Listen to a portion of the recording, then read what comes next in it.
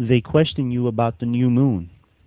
Tell them, it is to determine the periods of time for the benefit of mankind and for the Hajj, the pilgrimage. It is not righteous to enter your houses from the back doors during Hajj times. Righteousness is to fear Allah. Enter your houses through the front proper doors and fear Allah subhanahu wa ta'ala so that you may prosper. Fight in the cause of Allah subhanahu wa ta'ala with those who fight against you, but do not exceed the limits. Allah subhanahu wa ta'ala does not like transgressors. Kill them wherever they confront you in combat and drive them out of the places from which they have driven you. Though killing is bad, creating mischief is worse than killing. Do not fight them within the precincts of the sacred mosque, unless they attack you there. But if they attack you, put them to the sword. That is the punishment for such unbelievers.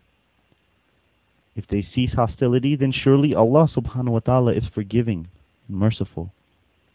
Fight against them until there is no more disorder and Allah's supremacy is established. If they desist, let there be no hostility except against the transgressors and oppressors.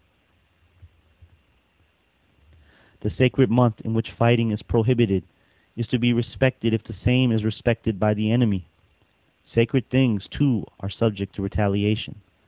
Therefore, if anyone transgresses a prohibition and attacks you, retaliate with the same force. Fear Allah subhanahu wa ta'ala and bear in mind that Allah subhanahu wa ta'ala is with the righteous. Give generously for the cause of Allah subhanahu wa ta'ala and do not cast yourselves into destruction by your own hands. Be charitable. Allah subhanahu wa ta'ala loves those who are charitable. Complete the Hajj, the obligatory pilgrimage to Mecca, and the Umrah, the optional visit to Mecca, for the sake of Allah subhanahu wa ta'ala. If you are prevented from proceeding, then send such offering for sacrifices you can afford, and do not shave your head until the offerings have reached their destination. But if any of you is ill or has an ailment in his scalp which necessitates shaving, he must pay ransom either by fasting or feeding the poor or offering a sacrifice. If in peacetime anyone wants to take advantage of performing Umrah and Hajj together, he should make an offering which he can afford.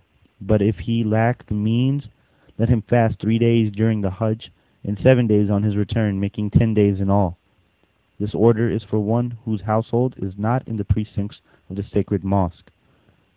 Fear Allah subhanahu wa ta'ala and know that Allah subhanahu wa ta'ala is strict in retribution.